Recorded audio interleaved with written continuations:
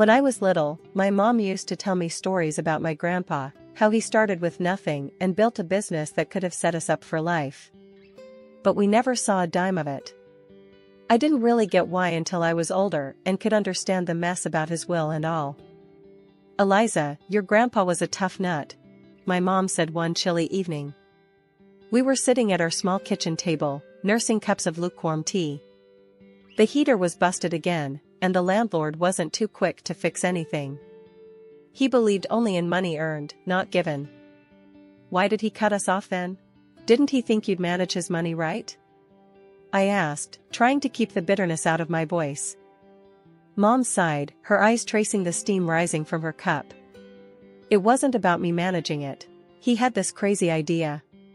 Made a will that only gave his fortune to someone who made it big on their own, $500,000 at least in their business." "That's just cruel," I muttered. The idea seemed ludicrous, a game set by a man who loved his money more than his family. "It was his way or the highway," Mom continued. "When I argued with him, he practically disowned me. Said if I was any good, I'd earn my way without his help." The unfairness of it all gnawed at me. Here we were, scrimping and saving every dime, while someone out there was living it up on what should have been ours. Ever since I was a kid, I had a knack for spotting a chance to make a buck. I'd set up a lemonade stand at the local golf course on sweltering summer days. 50 cents a cup, I'd holler, waving to the thirsty golfers. They couldn't resist the pitch from a freckle-faced kid with a pitcher. "You sure know how to hustle, kiddo," an old golfer named Hank once told me, chuckling as he handed over his change. "Keep that up, and you'll be a tycoon one day." I grinned, pocketing the coins. "Just saving up for something big," I'd say, my mind always on the next big thing. And it wasn't just lemonade. I made homemade baubles and bracelets, stringing them together from beads I'd find at the dollar store. I sold them wherever I could, neighborhood block parties, school events, even at the front yard during garage sales. Trading wasn't just fun, it felt right, like I was meant to do it. "Eliza's got her own little business empire going," my mom would joke to her friends, but there was a hint of pride in her voice that made me stand a little taller. But it was the sewing that really caught on. When I managed to buy that old sewing machine from a garage sale, it was like all my Christmases had come at once. Teaching myself to sew wasn't easy. The machine was temperamental, and the tutorials online weren't always clear, especially when the internet connection flickered in and out. But I stuck with it. Soon, I was turning drab thrift store finds into trendy outfits. "Eliza, is that the same shirt you wore last week?" Sarah sneered one day as she caught me at my locker. "Looks different." "Yep, gave it a little makeover," I said casually, slamming my locker shut. "You should try it sometime, might improve your attitude." She scoffed and strutted away, but a couple of other girls lingered. "That was really cool what you did with your shirt. Could you do mine?" one of them asked, a shy smile playing on her lips. "Sure thing. Bring it tomorrow," I replied, my heart swelling with pride. Word got around, and soon I was taking custom orders. It wasn't just pocket money anymore, it was real business. People paid good money for uniqueness, and I was all too happy to provide. One sunny afternoon, I dragged my latest creations to the local street fair. I set up a rickety table, laid out my garments, and waited, heart thumping with the thrill of it all. "You think people will buy these?" Mike, my friend, asked, eyeing the passers-by skeptically. "They'd be crazy not to," I shot back, confidence bubbling. And buy they did. My table was swarmed. I barely had time to collect the money and hand over the clothes. Amidst the chaos, a guy approached, his car keys jangling in his hand. "Hey, my car broke down a block from here. Saw your stall. This stuff yours?" he asked, nodding towards my makeshift display. "Yeah, all made by me." "You need something to pass the time while waiting for a tow?" I joked, handing him a shirt. He laughed, a genuine, head-thrown-back kind of laugh. "Actually, I was wondering if you do men's stuff too." "Sure do," I replied, pulling out a few pieces I'd experimented with. He looked them over, then looked at me with a spark of interest. You've got talent. Ever think of making this a real business? Every day, I said, not missing a beat. His smile widened. I'm Jack, by the way. Eliza, I said, shaking his hand, feeling the weight of the moment. This wasn't just another sale. This felt like a doorway, swinging wide open. As the day wound down, I counted the cash, a sense of accomplishment washing over me. This was it. I was making it happen, one stitch at a time.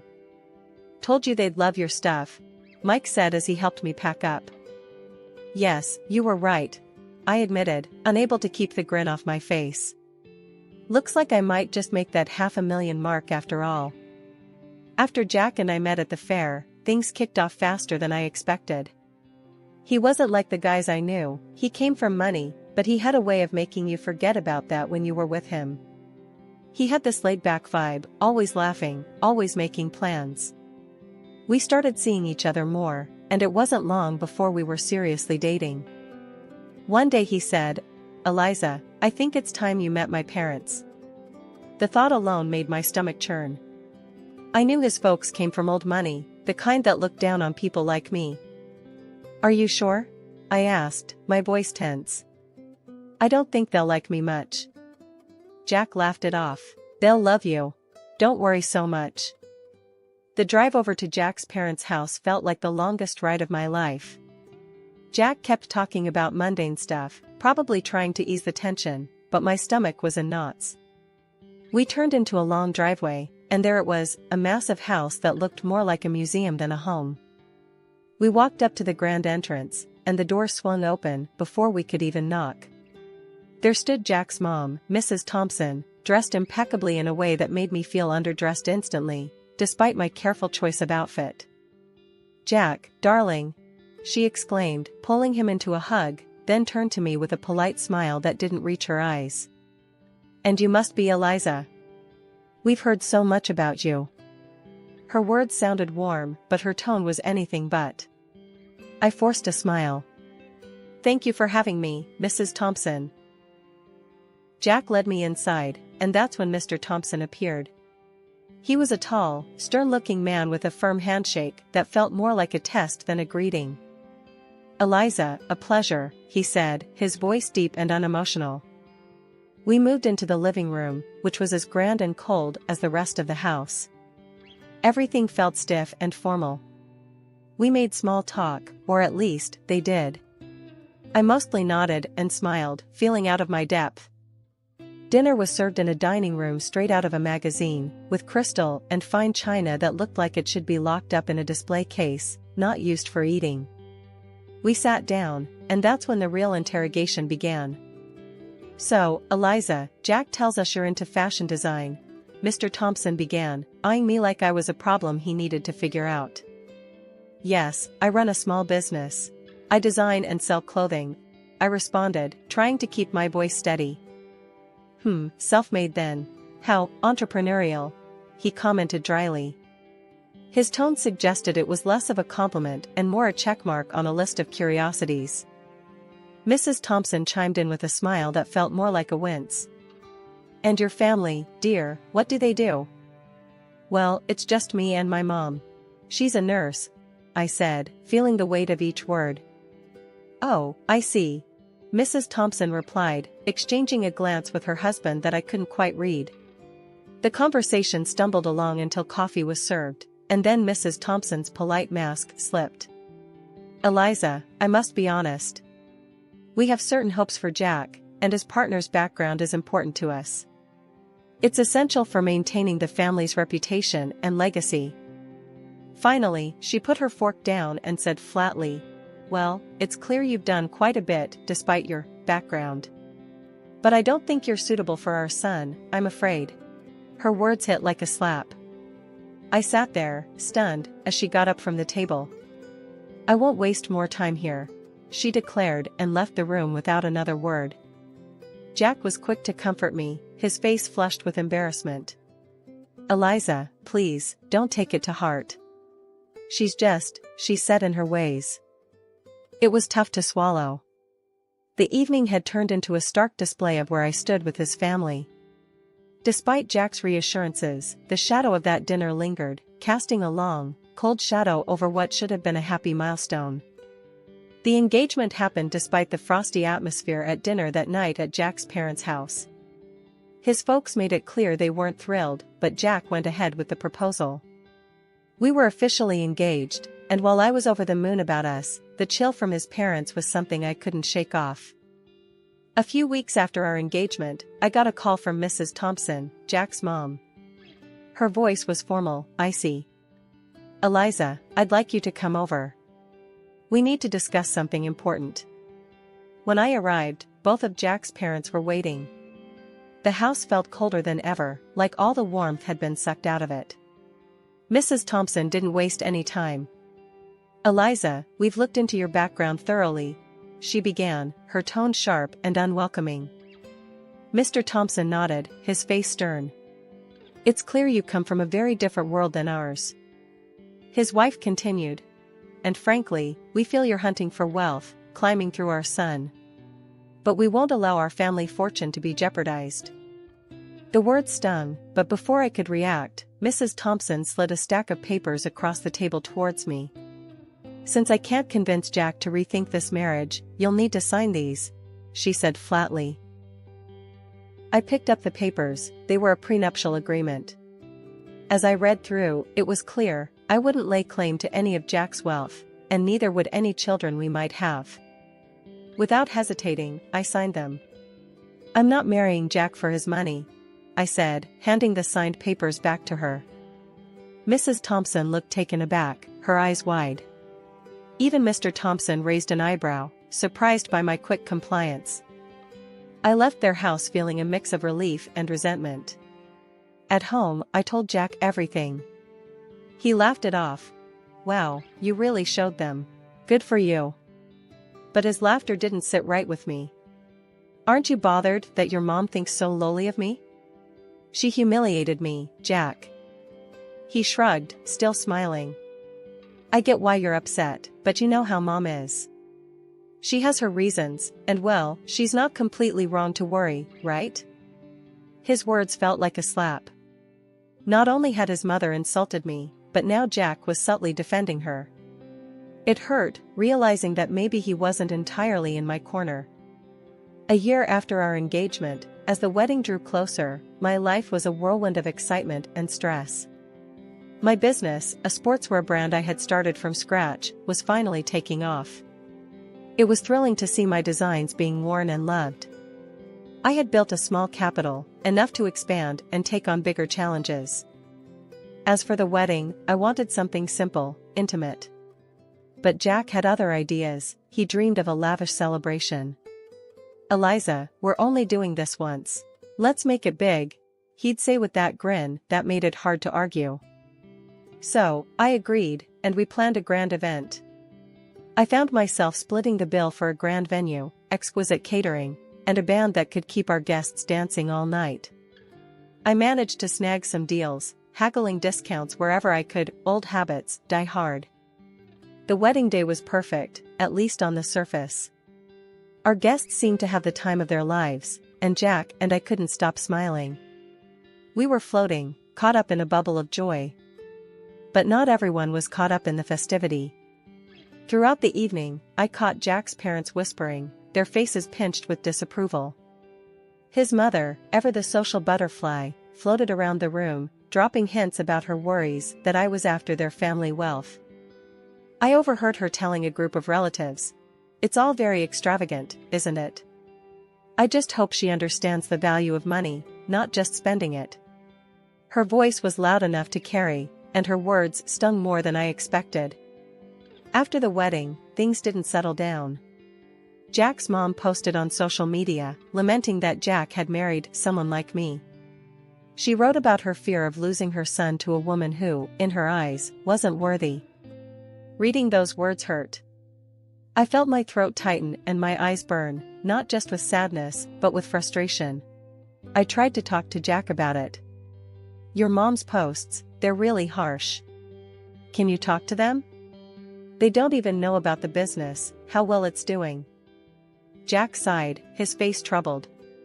Eliza, I know it's tough, but let's not rock the boat, okay? My parents, it's just how they are. But they think I'm some gold digger, Jack.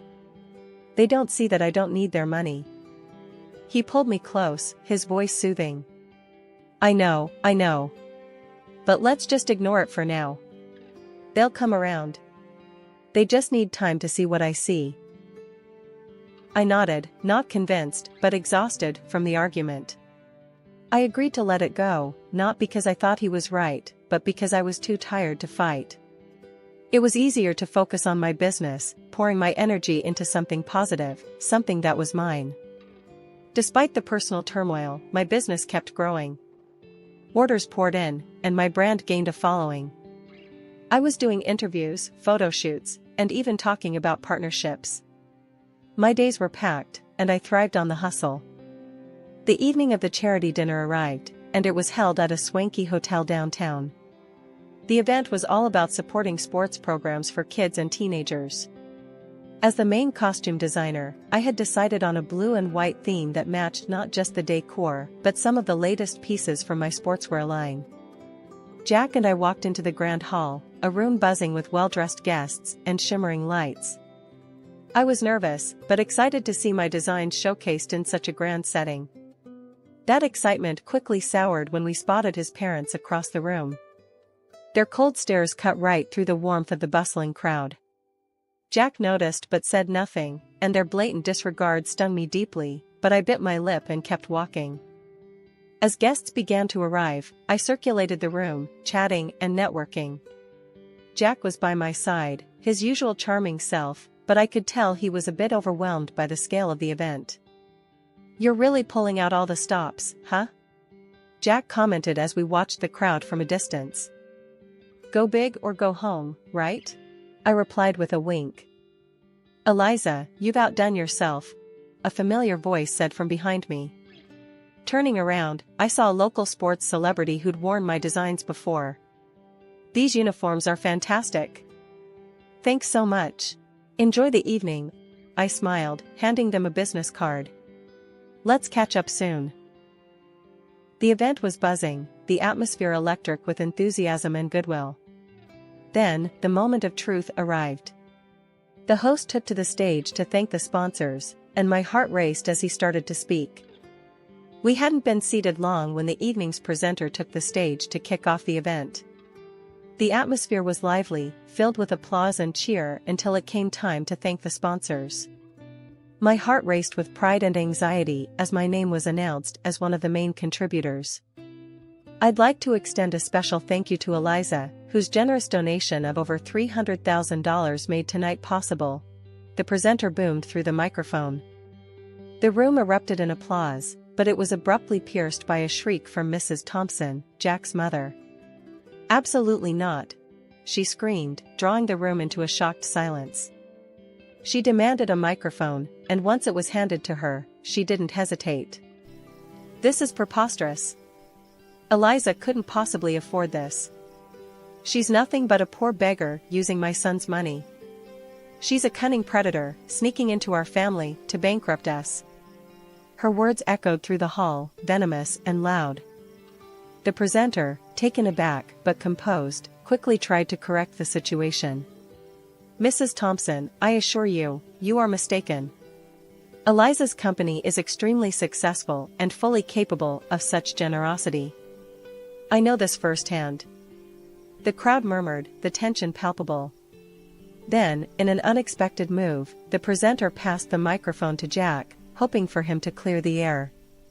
Jack's face was a mix of embarrassment and conflict. He glanced at his parents, then at me, his voice barely a whisper as he spoke into the mic. "I have nothing to say," and with that, he walked over to his parents, leaving me standing alone amidst a sea of whispers. The weight of the moment settled heavy on my shoulders. I felt exposed and humiliated, not just by the accusations, but by Jack's refusal to defend me, to affirm the truth about my success. The pride I had felt in my contribution was tarnished, overshadowed by the drama unfolding around me. Stepping into the spotlight, I approached the microphone, my heart pounding, but my resolve clear. Good evening, everyone. Thank you for being here tonight. I started, my voice steady despite the tumult of emotions. Tonight, I'd like to share something very personal about my journey. The room fell silent, all attention on me. I started as a street entrepreneur, not just to make ends meet, but driven by a dream. That dream led to the creation of a sportswear brand that many of you know now. Pausing, I looked around, meeting the eyes of young athletes and seasoned businessmen alike. When my company's profits hit $500,000, I fulfilled a promise to a very special person, my grandfather. I continued, my voice growing stronger. He left a will stating that his inheritance would go to a relative who made their own success, reaching that exact figure in their business. Whispers filled the hall, and I took a moment to let that sink in. That inheritance has been used to fuel not just my personal growth, but to give back through charity, much like tonight's event. The crowd was listening, some nodding, as I unfolded more of my story. After the pandemic, my business didn't just survive, it thrived, growing several times over. Every challenge faced was a stepping stone. As I concluded, I stand before you, not just as a business owner, but as someone who believes in the power of perseverance and dedication. The room erupted into applause, some guests standing in ovation. I scanned the crowd, seeing faces light up with respect and admiration, but my eyes briefly caught Jack's parents. Their expressions, once haughty, now showed disbelief and embarrassment. They quietly exited the hotel. Jack, looking equally shaken, tried to approach me, muttering an apology. Eliza, I just shook my head and walked past him, my emotions a mix of triumph and heartache. I needed space, not just from the evening's drama, but from everything. I decided to stay at the hotel that night, alone with my thoughts. Later, as I sat in the quiet of my hotel room, my phone rang. It was Mom. Her voice was thick with emotion. Honey, I saw everything. I just want you to know how proud I am. To see you stand up there, telling your story, reclaiming your truth, you're everything I hoped you'd be. After spending a night at the hotel, to clear my head, I returned home. The place felt different, heavier somehow, as if the walls themselves held the tension from the last few months. Jack was there, waiting. As soon as he saw me, he tried to apologize again. Eliza, I'm so sorry about everything. Can we just forget all this and start over? He pleaded, his voice desperate. I shook my head, the decision heavy on my heart, but clear in my mind. Jack, I can't. I don't want to be with someone who can't stand up for me, who sides with his parents over his wife. It's not just about last night. This has been building for a long time. His face fell, and he reached out, but I stepped back. I'm filing for divorce, I said firmly. I didn't wait for his response. I gathered a few essentials and left for my mother's house, the one I recently bought with the inheritance from my grandfather. It felt like a sanctuary after the storm I'd walked through. The divorce proceedings were straightforward. Thanks to the prenup we had signed, and with no children to consider, it was over quickly. During that time, Jack's parents tried to intervene. They called repeatedly, trying to patch things up, not for my sake, but because their son's lifestyle had changed now that I was out of the picture. I blocked their numbers. It wasn't just to silence the constant ringing, but to cut off a past that was holding me back. Through friends, I heard Jack started drinking, lost his job, and eventually, his parents disowned him, not wanting to tarnish their reputation with his downward spiral. I felt a pang of sorrow for him. Despite everything, I never wished him ill. But I knew I needed to move on. I couldn't dwell on what had been, only on what could be. Living at my mom's place gave me the peace I needed to think about my next steps. The business was still thriving, and I poured more of myself into it, not just to distract from the divorce, but to rebuild stronger foundations for my future. One evening, sitting in the garden my mom and I had started together, she turned to me, a soft smile on her face. You did the right thing, Eliza. It's tough, but you're tougher. And I'm here, always. Thanks, Mom. I know. It's just a lot to process, I replied, feeling the weight of her support. As long as you remember that you're not just surviving, you're building, learning, and growing. That's what matters, she said, squeezing my hand. She was right. The end of my marriage wasn't just an ending. It was a gateway to a new chapter. One where I could make decisions without second guessing if someone had my back. One where I could stand on my own, not just as a successful businesswoman, but as a person reshaped by her experiences.